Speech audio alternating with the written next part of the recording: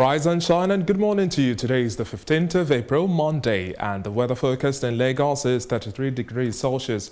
Now, glad that today's weather is much more moderate with some breeze, but remember to stay hydrated. As always, I'm David Alabi, and this is Off the Press. In today's edition, we'll be talking about all of the major headlines in today's dailies, and to do that, I have public affairs analyst Dayo Lomuwagun with us. Hello, Dayo. Good morning.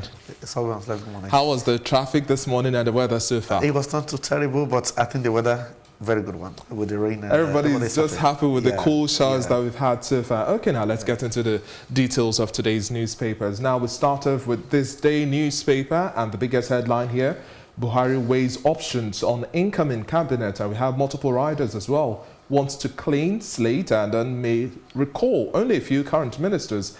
Incumbents abandoned responsibilities and engage in massive lobby to return. And we also look here again, the PDP, and it says APC's claim on Atiku's Cameroonian citizenship diversionary, wins Rivers Assembly supplementary elections. And Masters, Tiger Woods wins first major since 2008, and that's details of sports there in the world of golf in page 54. And we also have a pictorial here. We are saying happy married life from the bride's parents, Babatunde and Rosemary Fowler, and then the groom's parents, Frank and Emily Kede, and the couple as well. And we also see the vice president, Yemi Oshibajo, and his wife there. Congratulations to them. And leadership election mode divides senators elect. Sahara Energy Group commits $600 million to boost peace in South Sudan.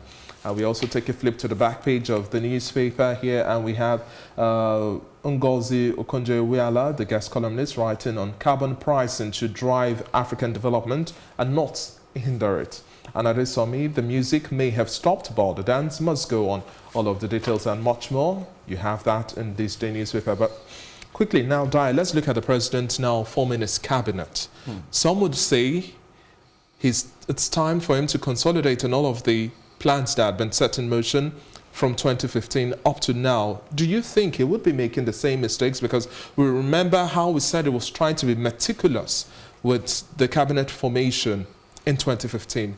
Now, do you expect everything to go on smoothly and still finicky about his choices of people to come into office, and those he might necessarily retain? Do you think they would live up to the mandate? I think by now the president should have gotten a bit of experience around this. He calls it a clean slate. Yeah, so a call for a clean slate. Yeah, so I think what will determine that will be the performance of the people, the current people that we have there. If the ministers that we have there, if they have lived up to their expectation, the expectation of the president and the expectation of Nigerians, yeah, you might want to consolidate and say, allow them to continue.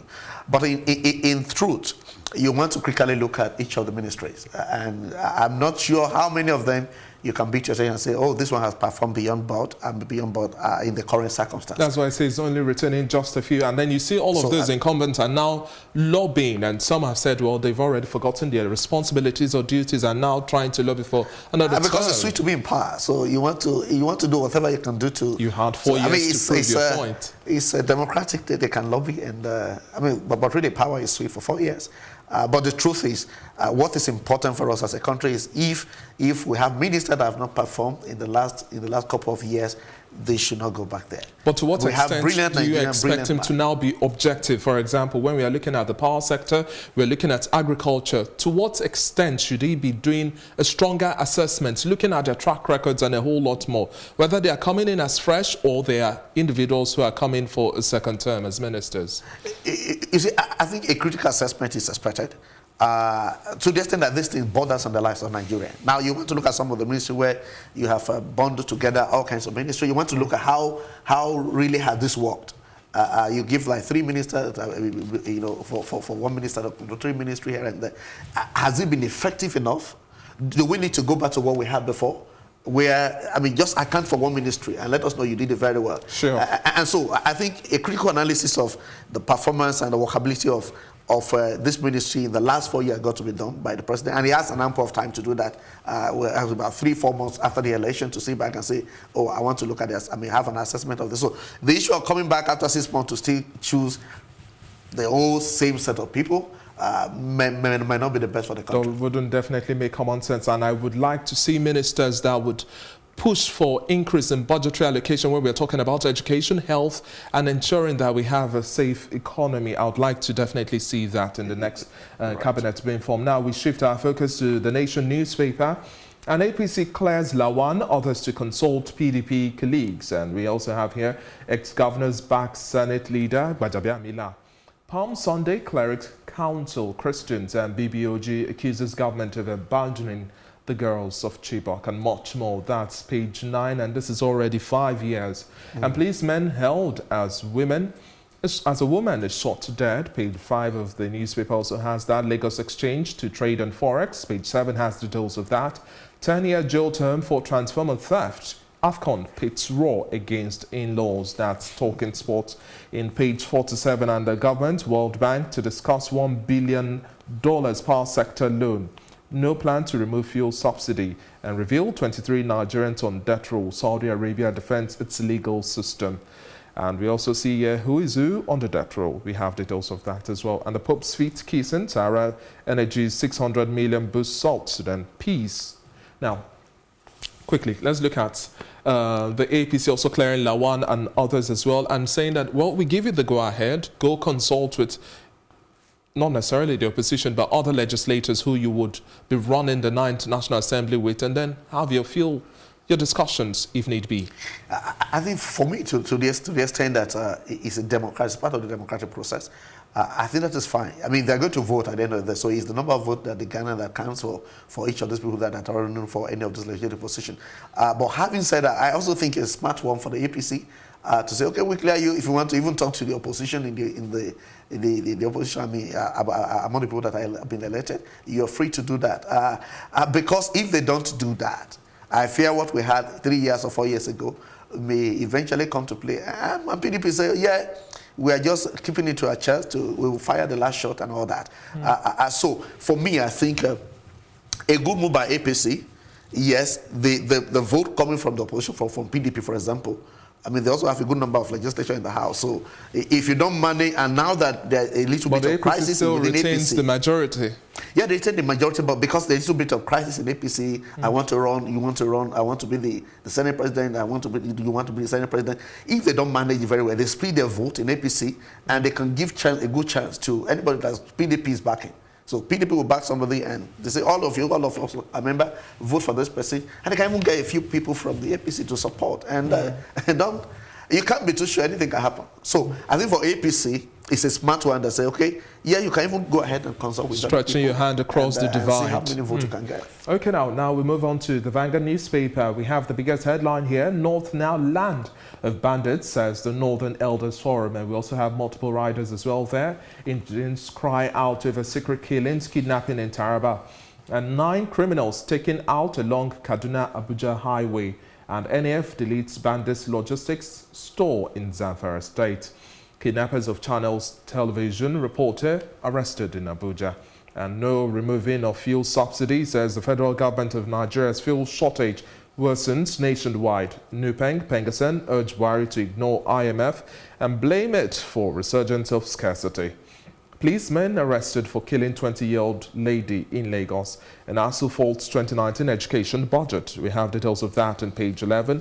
At the 9th National Assembly, APC not opposed to lobbying PDP senators or reps. That's page 8 over there. And election rigging worse than stealing.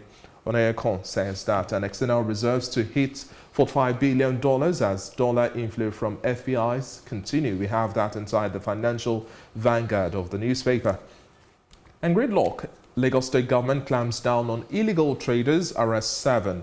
Page 10 has details, and the federal government approves reconstruction of Lagos Seme Road, says Fashola, the Minister of Power Works and Housing. And lastly, please free our daughters, Chibok parents beg President Buhari. Details of that in page 13. Now let's talk about security, or should we say the level of insecurity in the country that is continuing to go higher and higher, and people are saying you cannot just look unconcerned concerning this spate of increase. And here the Northern Elders Forum are saying that, well, beyond just Boko Haram situation, we've had this exaggerated situation with the bandits, killings, kidnappings, etc. And they term it as the North is now the land of bandits. And whatever happens there, we know the neighboring communities will definitely be affected as well. And soon it would extend to the southern states, don't you think? I think maybe they didn't get it accurately. Maybe they just have said Nigeria is a land of bandits. And not the North alone. Because whatever happened, this is how it happened with Boko Haram. But they're saying the concentration. Yeah, so, I mean, as it's thriving there now, give it a couple of weeks, a couple of months, it's coming to the south. And because if you cannot address it there, you cannot arrest it there. What guarantee do we have that? To what extent do you expect the president's body language? Because I keep on asking this question. He has this response to the level of insecurity and saying that we have it checked, we have it checked, we have it checked.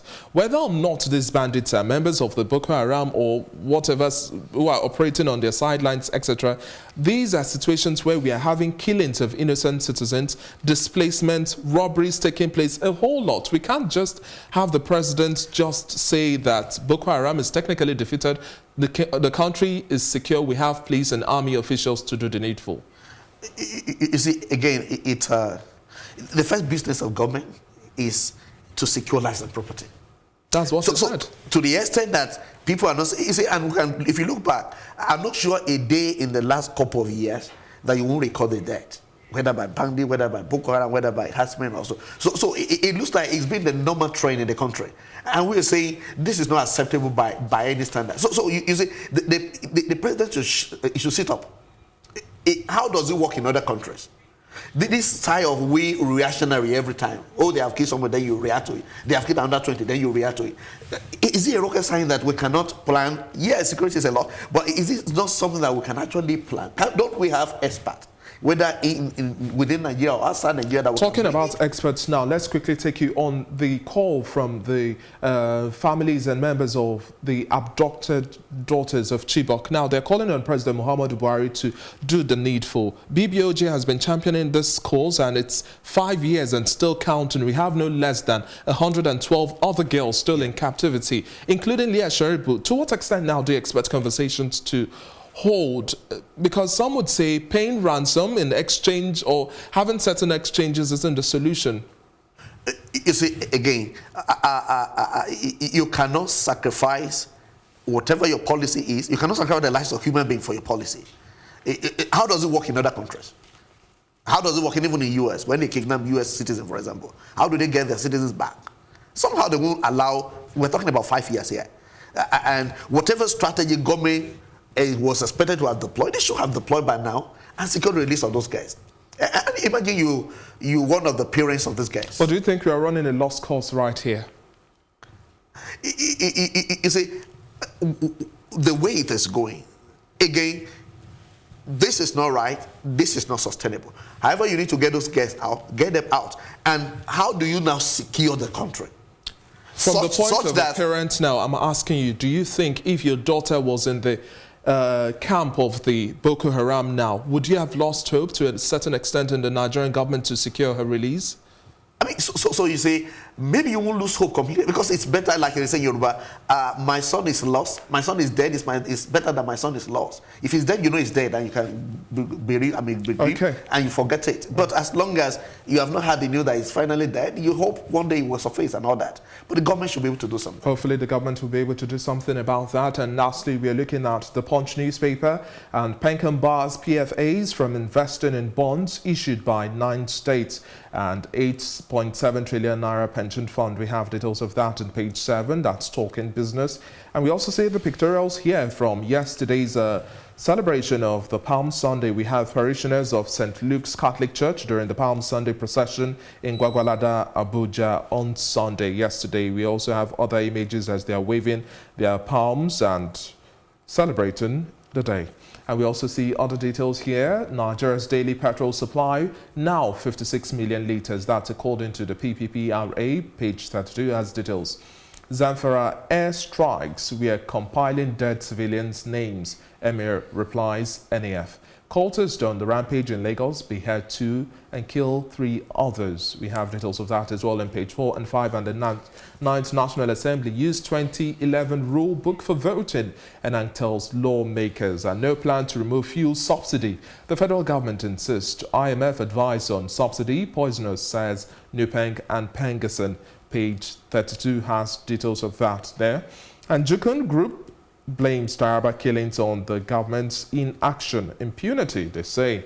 And Ambaday's commissioner, battle for choice, land, page 4 and 5 has details of that. And the YCE, Ohaneze, renew calls for restructuring. But quickly, Dayo, before we go, I'm sure while you were driving through over the weekend, you'd have noticed that there was some level of panic buying, and this is not unrelated with the plans and then the news that possibly, some say, rumor has it that we might likely see a price increase in fuel, and there are calls that the federal government has to ensure that it removes subsidies so that we can have the landing costs for petrol, for PMS and all of that, the importation, be on a reasonable level, both for the independent petroleum marketers and then the moment sector as well. But if the federal government, as at last year, spent no less than 31 million naira? Billion naira, I beg your pardon, on just fuel subsidy. Do you think we can continue on this trajectory and looking at the NNPC just being the sole importer of the product? What we spent on fuel subsidy last year is more than what we spent on our education, on health, and one other ministry put together. And so if you are, those are the key, the basic thing you will spread from any government, your education sector, your health sector. And so all the things you spend on fuel subsidy was more than that combined. Now, what we are saying is that is not sustainable. Again, this is coming from a government that said they never believed there was subsidy anyway when they were coming in. You remember the campaign, how they say, oh, it's not rocket science. But the question we're asking, yeah, there have been calls from IMF and all that to say, remove the subsidy and all that. But you see, again, I fear what this call from IMF every time, how he has better our country. But do you think Nupeng and Pegason are saying that, well, this is causing panic within the populace, that you shouldn't just throw that information out there and say that we must remove fuel subsidy? And we know that if the fuel subsidy is removed, the average Nigerian has to spend more on getting every single litre of petrol. So I think whatever it is, however they manage it, they got to manage it, but to increase the pump price at this time, to say you are removing subsidy. How far has the government done? Because again, this is the only reason why, one of the major reasons why the Buhari administration, we brought you on board. And now, how have you checked it? What has changed? You are still paying subsidy, and you are still paying this heavy amount of subsidy. Now, in 2018, we were talking about the consumption. In 2016, 2015, thereabout, we were saying it's about 40 million litres we consume every day in Nigeria. And today, you are saying it's about 54, thereabout million. So what has changed? So how transparent has this been that we spend so much on subsidy? And if you are removing subsidy, how do you sustain? How do you better the life of Nigeria? Now, 4 years after, how many of our refineries are working? Now, we're only waiting for the Dangote refinery. Now, what has the federal government done to ensure that, yes, let us remove subsidy, but in 4 years' time, in 5 years' time, Nigeria will enjoy? What have they done? Thank you very much for your contribution. It's been a pleasure speaking with you, Dayo Lomuwagun, and I hope you have a great week. Thank you very much. Yes, thank you very much. And this edition of Off the Press continues in just a moment after the short break as we bring you the headlines from the sports scene. Don't go anywhere.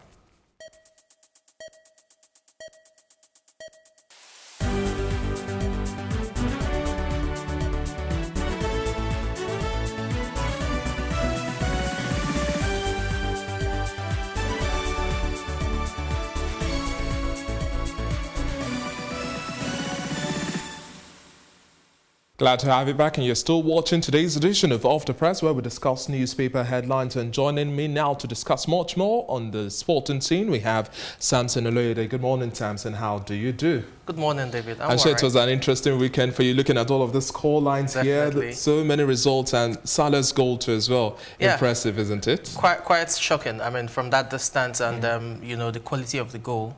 it's a great one. Okay, let's now quickly go into the details of today's newspaper headlines, and we have Liverpool 2, Chelsea 0. Salah's Donner kills off Chelsea, sends Liverpool back on top. And we also have Pep, EPL title in our hands, as Man City must win every game to retain the crown. And then Watford versus Arsenal, win or bust. Arsenal face tricky trip to Watford. And we also have Red Hot Chukwueze hits fifth La Liga goal. Ihalo bags fifth goal in 5 games for CSL side, and Balogun missing for 13th consecutive EPL game. And Ahmed Musa extends goal draft to 11 matches, and Onyekuru fires 12th Super League goal in Turkey. We also look at report here. Iwobi eyes 3rd EPL goal against Hornets, and Zidane plans real overhaul. Pogba's, and then we're saying here the Barca tie is not yet closed. That's according to him. And Tiger Woods wins the Masters. And we also have Guinea star tips Eagles to top Group B and concedes favourite tied to Nigeria. And Mbappe father fed up with Madrid rumours. United ready to pay Eriksen £240,000 a week. And interesting stories here, but let's start with also Tiger Woods now from the foreign team, and then we'll come back. You know, we don't regularly talk about golf so often. What do you make of this report? Tiger Woods' victory, it was impressive. You know, it was impressive in the sense that he's been through a lot over the last 11 years. It's been 11 years since he won his last, Masters, and since he won his last major, I beg your pardon. And considering the struggles he's been through, from his messy divorce details to various back surgeries down to the drink driving charge and all of that, it's quite impressive to see him get back to the It's an interesting turn of fate for him. And it shows you how determined he is, to get back to his best, even at age 43.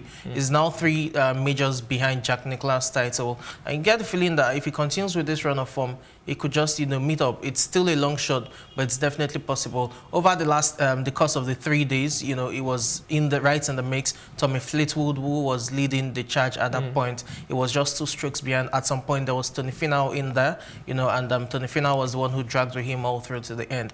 It's great to see Tiger win once again, and it shows that with determination and belief, you can get back to your best. Most definitely, we can all get back to our best, definitely. And also look at Chukwueze hits its 5th La Liga goal as well. Yeah, Villarreal won against Girona. He scored the only goal of the game. It just shows the form that the young man is in at this point in time. He's hitting his best. He's hitting his best. He's still young, he's still part of the under-23 squad. But now there are calls for him to be included among the Super Eagles team for the African Cup of Nations holding in June, in Egypt. And I think it's deserving of a shot. He's been playing regularly, is fit, is scoring goals, making assists. The overall contribution is what you look at, and you get the feeling that he will definitely add something to the Eagles squad going to AFCON. I'm talking about AFCON as well. Ahead of the AFCON, we are also seeing that Guinea star tips Eagles to top Group E as well. We were fortunate with the draws, the draws that held over the weekend. We're very fortunate. With ease, we not just qualifying from the group, we should top the group with ease. We didn't get the Algeria or the Cote d'Ivoire, or Tunisia or Egypt. So we have a relatively easy run in the group stages, and let's pick it up from there, a game at a time. And Pep Guardiola says that EPL title in our hands, and says the Man City must win every single game to retain the crown. The way it's going, Liverpool are not ready to yield a foot, and City as well are showing that they've got the resolve to push it down to the finish line. I think it's going to get down to the last second of the game. It's going to be similar to what we saw, between City and United, wherein Aguero's last, minute goal peeped United to a title. I do think that City have a difficult run in. They're still going to play United at Old Trafford. That's a difficult game, considering they're away from home. They're playing Tottenham Hotspur as well. That's their next game. It's going to be difficult compared to Liverpool's run in, which is relatively, easy. They're playing Cardiff next. Cardiff is definitely fighting for their lives in terms of relegation battle. But afterwards, they'll play Huddersfield, who is already relegated. They have nothing to lose. Now, those games could be tricky, quite all right, but you can't compare the, opposition to what City would face in Tottenham and now let's just United. look at some of these interesting interesting figures here because all of the results from the Africa Cup of Nations under 17, the Nigeria NPFL, we're looking at England Premier League as well, and the championships to Italy, Serie A, and much more. But interesting here, looking at Tottenham and then Huddersfield, 4-0. 4-0, Lucas Moura. Did you expect Huddersfield to perform that poorly? Well, they're relegated, so they have nothing to play for again. You just expect them. But it's always good to play a good sport. To play a good sport, quite all right. But it's Tottenham, they're home. There's the feel of that atmosphere in there. And you get the feeling that even without Harry Kane, they still have enough Arsenal to get the job done. Heung-min Son was rested for the game. He came in the 7th minute. So they didn't even have to start with the whole of the Arsenals they've got. How do we now explain Brighton and then Bournemouth as well? That was a shocking result considering Brighton at home at the Annex Stadium and Brighton are fighting, relegation as well. They're just 5 points ahead of Cardiff City, on the 17th spot. I was shocked with that result. But I think that the relegation battle is interesting. It's probably going to get down to the last 2 games to know which other team will go down with the likes of Fulham and Huddersfield, who are relegated. Cardiff definitely have a shot. Okay, now we quickly shift our focus to the last headlines here from Vanguard Sports, and quickly let's just go through today's fixtures, and then we'll see. Let's play pundit this time around, having you as a guru. Now, within the EPL, we're looking at Watford versus Arsenal coming at about 8 p.m. and then Serie A. We're also looking at Atalanta versus Empoli later on at 7:30, and La Liga to Leganes versus Real Madrid 8 p.m. and the under-17 Africa Cup of Nations, Morocco versus Senegal later at 2 p.m. and then Guinea versus Cameroon 5 p.m. today. Okay, let me start with the under-17 African Cup of Nations. Nigeria played yesterday against Tanzania, and it was a cricket scoreline, 5-4. It wasn't a penalty shootout. It's quite impressive. We started on a good note. We won. And we have lots Round it up in 30 seconds. Your time is ticking. Well, worries as regards our goalkeeper and a couple of defenders in there. But in terms of our offensive, game, it's definitely good to go. So we should just watch out for our defensive plays. Most definitely. And hopefully we'll see interesting score lines there. This is where we wrap up today's conversation. Thank you very much for your time, Samson. Pleasure, bro. It's a pleasure talking sports this morning. It's just so much to chew, and I can't seem to have enough time. Sports is life. Thank you very much for your time. And this is where we draw the curtain on today's edition of The Press. Make sure you keep abreast with all of the news making the headlines right here with Plus TV Africa. And also visit your newspaper headlines to enjoy the rest of your morning. And stay tuned to the rest of our programming. Good morning.